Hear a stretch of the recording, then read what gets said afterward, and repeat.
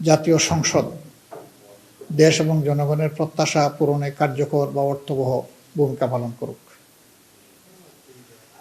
ইতিমধ্যেই আমরা ঘোষণা করেছি, বিরোধী দল হিসাবে আমরা একটা দায়িত্বশীল বিরোধী দলের ভূমিকা পালন করতে চাই। সকল ব্যাপারে বিরোধিতা নয়, আবার না বুঝেও কোনো সহযোগিতা নয়। দেশ এবং জাতির কল্যাণে সরকারি দলের গৃহীত সকল সিদ্ধান্ত এবং পদক্ষেপে আমাদের সমর্থন থাকবে, সহযোগিতা থাকবে। কিন্তু দেশ এবং জাতির ক্ষতি হয় এমন কোনো সিদ্ধান্ত কিংবা পদক্ষেপ নিলে আমরা আমাদের দায়িত্ব সেভাবেই পালন করব। প্রথমে আমরা ভুল করলে ভুল ধরিয়ে দেব, সংশোধনের সুযোগ দেব, পরামর্শ দিব। যদি দেখি পরামর্শে কাজ হচ্ছে না, প্রতিবাদ করব। প্রতিবাদে যদি কাজ না হয়, তাহলে জনগণের অধিকারের পক্ষে আমরা শক্ত হয়ে দাঁড়াবো। Vision QLED Google TV, where colors come alive. তা আমরা চাই যে প্রথমটাই কাজ হোক, দ্বিতীয়, তৃতীয়টার, চতুর্থটার কোনো প্রয়োগের প্রয়োজন যেন না হয়।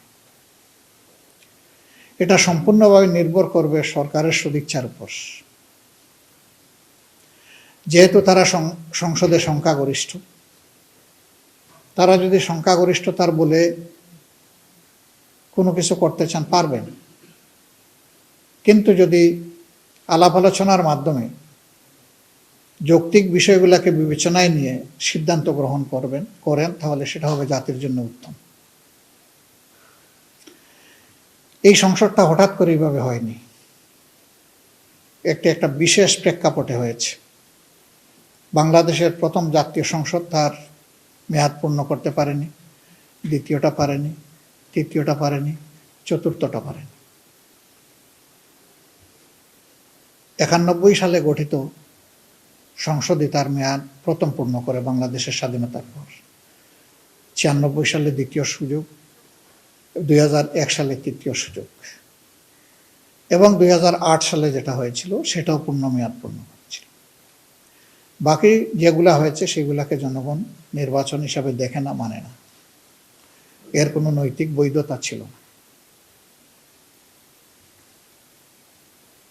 এরপরে এই নির্বাচন তো 26 হওয়ার কথা ছিল না। সংবিধান মানলে এই নির্বাচন হবে 29-এ। 26-এ হয়েছে 24-এর কারণে। 24-এর সীমাহীন ত্যাগ এবং তিতিক্ষার উপর অসংখ্য জীবনের বিনিময়ে, অসংখ্য মানুষের আহত, পঙ্গুত্ব বরণ করার বিনিময়ে, এবং টানা 15.5 বৎসর বিপুল সংখ্যক মানুষের জীবনদান, তাদের খুনের বিনিময়ে, রক্তের বিনিময়ে, আয়নাগরের বিনিময়ে, জেল জুলুমের বিনিময়ে, দেশান্তরিত হওয়ার বিনিময়ে এই 24 সংগঠিত হয়েছে। আমরা 47, 71, মাঝখানে 52 আছে, 90 আছে। জাতির এই টার্নিং পয়েন্টগুলোকে যেমন আমরা ধারণ করি, আমরা সিরিয়াসলি ধারণ করি 24-কে। দুইবার দেশ স্বাধীনতার মুখ দেখলেও স্বাধীন নাগরিক হিসাবে এদেশের মানুষেরা তাদের অধিকার ভোগ করতে পারেনি, বরঞ্চ দফায় দফায় স্বৈর শাসন এই জাতির ঘাড়ে চেপেছে।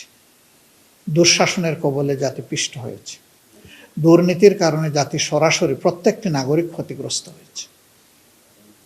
মানুষ অধিকার হারা হয়েছে। সর্বক্ষেত্রে বৈষম্য প্রতিষ্ঠিত হয়েছে। এই জন্য জুলাই যোদ্ধাদের মূল স্লোগান ছিল, উই ওয়ান্ট জাস্টিস। আমরা সব ক্ষেত্রে সুবিচার চাই, বৈষম্যহীন একটি সমাজ চাই। এই সমাজ গড়ার জন্যই এবার এই নির্বাচনের সাথে আরেকটা নির্বাচন হয়েছে, সংসদ নির্বাচন এবং সংস্কার পরিষদের নির্বাচন। যে অর্ডিন্যান্সের কারণে এই নির্বাচন, একই অর্ডিন্যান্স বলেছে দুটি নির্বাচন একই দিনে হবে। একটা সংস্কার বিষয়ে জনগণের মতামত, গণভোট, আর একটা হচ্ছে সংসদ নির্বাচন হয়েছে। ফলাফল যেটা হয়েছে সেটা আপনারা দেখেছেন। আমরা দেশের বৃহত্তর স্বার্থে এই ফলাফল মেনে নিয়েছি, দুটো ফলাফলই মেনে নিয়েছি। একটি নির্বাচনকে আলাদা করে আরেকটি থেকে দেখার কোনো সুযোগ নেই। এই নির্বাচন দুটি একটি আরেকটি সম্পূরক। বরঞ্চ প্রথম ফাংশন শুরু হবে এই নির্বাচিত সদস্যদের সংস্কার পরিষদের সদস্য হিসেবে, এবং তারও কিছু মেয়াদ উল্লেখিত আছে। এই কাজটি সম্পন্ন হওয়ার পরে অটোমেটিক্যালি তারাই আবার সংসদ সদস্য হিসাবে ফাংশন শুরু করে। এই জন্যে ওই একই অর্ডিন্যান্সকে সম্মান করে আমরা প্রথম দিনে দুটি শপথ নিয়েছি।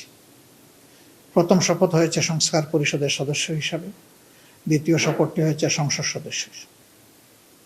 আমরা দুই জায়গায় শপথ নিয়েছি, দুই জায়গায় আমরা স্বাক্ষর করেছি। কিন্তু দুঃখের বিষয়, এখন পর্যন্ত সরকারি দল প্রথম শপথটি তারা নেননি।